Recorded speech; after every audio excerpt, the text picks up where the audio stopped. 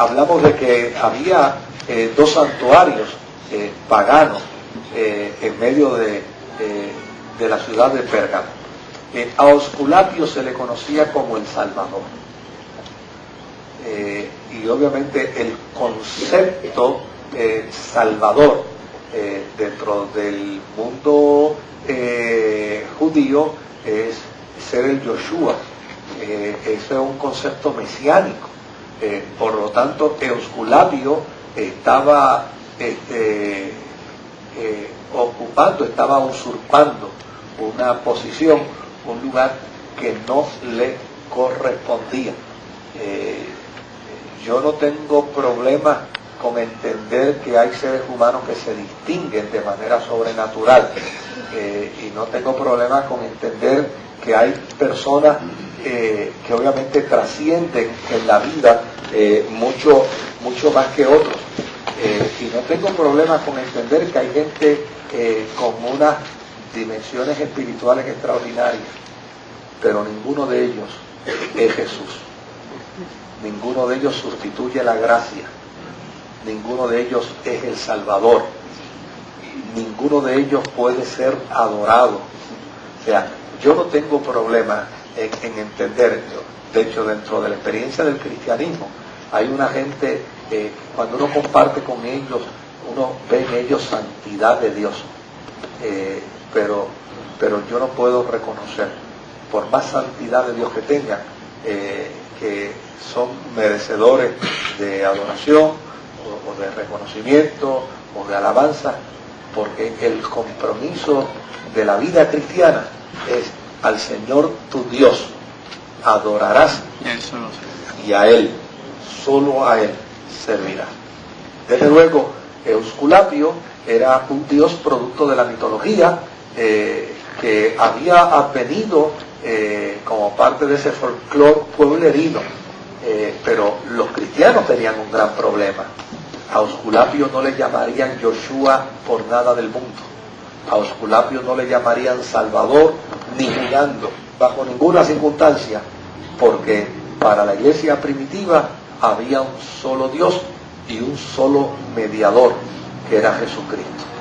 Y desde luego, el no aceptar los cristianos a Esculapio como Salvador, obviamente era llana y sencillamente motivo de persecución. Por el otro lado, el símbolo que tenía Esculapio, yo no sé si usted todavía lo ha visto, pero los que son médicos saben que dentro de los símbolos que hay en la medicina está la serpiente. Obviamente, en el contexto, la serpiente es símbolo de ciencia, símbolo de conocimiento, símbolo de sabiduría, pero dentro del contexto cristiano, la serpiente no guarda esa relación. Dentro del contexto cristiano, la serpiente tiene una interpretación totalmente distinta. Por lo tanto, a los cristianos se le hacía difícil. Fíjese que el cristianismo, estando vinculado al judaísmo, históricamente hablando, una de las cosas que se planteaba era el hecho de que cuando Moisés fue ante el faraón, los magos del faraón hicieron serpientes, y Moisés tiró la vara, y al tirar la vara de Moisés se convirtió en serpiente, y cuando ésta se convierte en serpiente, se tragó la serpiente de los magos. Lo que hace entender es que este no es un símbolo grato dentro de la experiencia judeo-cristiana. Por lo tanto, a los cristianos se les dificultaba mucho el poder aceptar el símbolo, no solamente a Esculapio como Salvador, sino el símbolo que Esculapio ostentaba como sentido o algo relacionado a la sabiduría. Por el otro lado, este símbolo no provenía de una intención, digamos, de alguien que quiera hacer un logo para la medicina, no. Este símbolo advenía como resultado de una leyenda que había en Pérgamo, donde hubo un rey que le habían profetizado los adivinos de que uno de sus hijos le iba a quitar el trono, y él, uno de sus nietos, le iba a quitar el trono, porque tenía una hija mujer. Entonces él, para asegurarse de que eso no se cumpliera, agarró a su hija y la mandó a un templo donde habían sacerdotes que no se casaban, obviamente para evitar de que ella se casara y tuviera un hijo. Pero la leyenda cuenta de que estando ella dentro de este templo, llegó un visitante y la violó. Entonces cuando la violó y el rey se enteró, entonces lo que hizo fue que la montó en una barca y la echó al río. Y cuando la hubo echado al río, el padre de la criaturita que estaba que había tenido esta mujer, entonces luchó para salvar a su hijo. Y desde luego, una vez salva a su hijo, lo lleva a una comarca. La muchacha es salvada por otro rey que la adopta como hija. Pasaron los años, el muchachito creció y se desarrolló, y un buen día la madre y el niño se encontraron.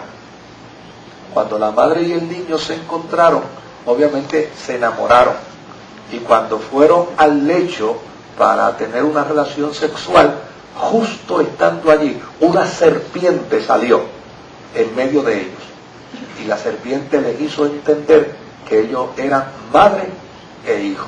Fíjense que esto era todo una leyenda, era todo una leyenda.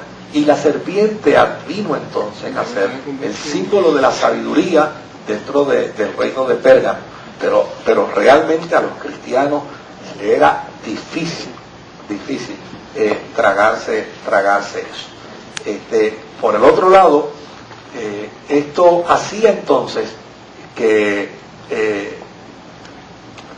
Pérgamo fuese una ciudad llena de superstición. No solamente estaba la cuestión esta de la diversidad de cultos a distintos dioses, sino que era también una ciudad muy supersticiosa. Con respecto al culto al César, ni se diga. O sea, Pérgamo alegaba ser la ciudad que más honor y honra daba al César. Bueno, imagínense, una ciudad cuyo rey la dona al imperio, pues ese era su eslogan. Decía, nosotros adoramos tanto al César que nos entregamos como nación, nos entregamos como ciudad a el César.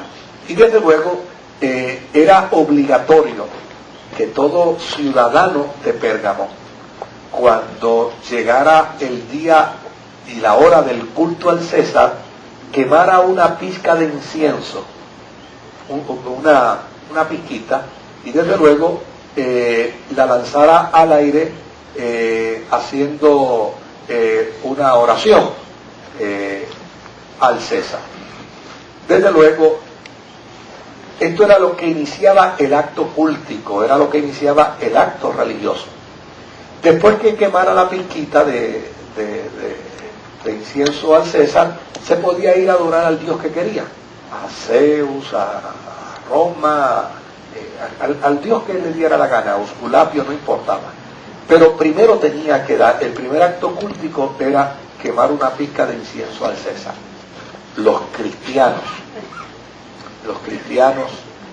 no le iban a quemar ni media pizca al César.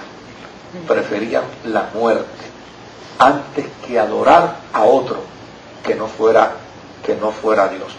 Por lo tanto, fue en Pérgamo también, inclusive, donde por primera